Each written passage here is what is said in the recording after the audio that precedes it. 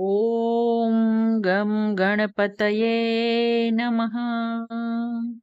ॐ ऐं સરસ્વત્યે નમઃ. આગળ આપણે સાત્વિક, રાજસ અને તામસ એ 3 પ્રકારના કર્મોની ચર્ચા કરી. અને હવે કર્તાના 3 પ્રકારોમાં પ્રથમ સાત્વિક કર્તાના લક્ષણો દર્શાવતા ભગવાન કહે છે, મુક્ત સંગો અનહંવાદી ધૃત્યુત્સાહ સમન્વિત સિદ્ધ્ય સિદ્ધ્યો નિર્વિકારઃ કર્તા સાત્વિક ઉચ્યતે. આસક્તિ વિનાનો, અહંકાર વિનાનો, ધીરજવાળો, ઉત્સાહવાળો, સિદ્ધિ અને અસિદ્ધિમાં નિર્વિકાર રહેનારો કર્તા સાત્વિક કહેવાય છે. કામના, વાસના, આસક્તિ, સ્પૃહા, મમતા આ બધાથી જે અલિપ્ત છે તે મુક્ત સંગ છે, જેનામાં કોઈ પણ પ્રકારના અહંભાવનો અભાવ છે. તે અનહંવાદી છે અને કર્તવ્ય કર્મ કરતી વેળા ગમે તેવા વિઘ્નો આવે તો પણ જેના ધૈર્ય અને ઉત્સાહમાં જરા પણ કમી આવતી નથી, તે ધૃતિ ઉત્સાહ સમન્વિત છે. અને જે સિદ્ધિ અને અસિદ્ધિમાં હર્ષ અને શોક કરતો નથી, તે નિર્વિકારી કર્તાને સાત્વિક કર્તા કહેવામાં આવે છે. અને હવે રાજસ કર્તાના લક્ષણો બતાવતા ભગવાન કહે છે, રાગી કર્મ ફલપ્રેપ્સુ લુબ્ધો હિંસાત્મકો શુચિ હર્ષ શોકાન્વિત કર્તા રાજસ પરિકીર્તિત.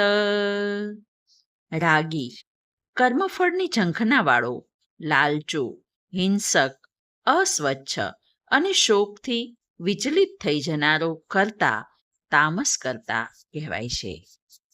રાગી તેને કહે છે જેનું મન કર્મોમાં, કર્મોના ફળમાં અને પદાર્થોમાં લલચાયા કરે છે.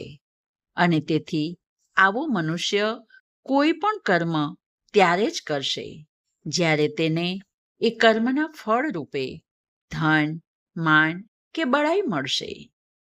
આવો મનુષ્ય લુબ્ધ હોય છે. તેને ગમે તેટલું પ્રાપ્ત થાય તો પણ સંતોષ થતો નથી. તેનો લોભ અને તૃષ્ણા સતત વધતી રહે છે અને પોતાની ઈચ્છાઓને પૂરી કરવા તે ઘણી વખત હિંસાત્મક પણ બની જતો હોય છે અને આંતરબાહ્ય અશુદ્ધિઓવાળો પણ હોય છે. સફળતા નિષ્ફળતામાં તે હર્ષ શોકમાં અટવાયેલો રહે છે. અને જે મનુષ્ય આવા લક્ષણો ધરાવે છે તે રાજસ કર્તા કહેવાય છે. અને હવે તામસ કર્તાના લક્ષણો દર્શાવતા ભગવાન કહે છે, અયુક્ત પ્રાકૃત સ્તબ્ધ શઠો નૈષ્કૃતિકોલસ વિષાદી દીર્ઘસૂત્રી ચ કર્તા તામસ ઉચ્યતે. જે અયોગ્ય હોય, અવિકસિત હોય, જે હઠીલો હોય, શઠ હોય, જે કૃતજ્ઞ અને આળસુ હોય, જે વિષાદી અને દીર્ઘસૂત્રી હોય, આવો કર્તા તામસ કર્તા કહેવાય છે. જે કર્તવ્ય અકર્તવ્યના વિષયમાં વિચાર કરતો નથી, અર્થાત અસાવધાન હોય છે, તેમજ શાસ્ત્ર, સત્સંગ, સારું શિક્ષણ વગેરે દ્વારા પોતાના જીવનને સારું બનાવવાના વિચારથી વંચિત રહેલો છે. તે પ્રાકૃત અશિક્ષિત કહેવાય છે. તમોગુણની પ્રધાનતાને લીધે તેના મન, વાણી અને શરીરમાં અક્કડ હોય છે. તેનો વ્યવહાર સરળ અને નમ્ર હોતો નથી. આ ઉપરાંત તે જિદ્દી અર્થાત શઠ પણ હોય છે. તે બીજાએ કરેલા ઉપકારને ભૂલીને અપકાર કરતો હોય છે. આ ઉપરાંત આળસ અને પ્રમાદને કારણે તે પોતાનું કર્તવ્ય કર્મ કરતો નથી.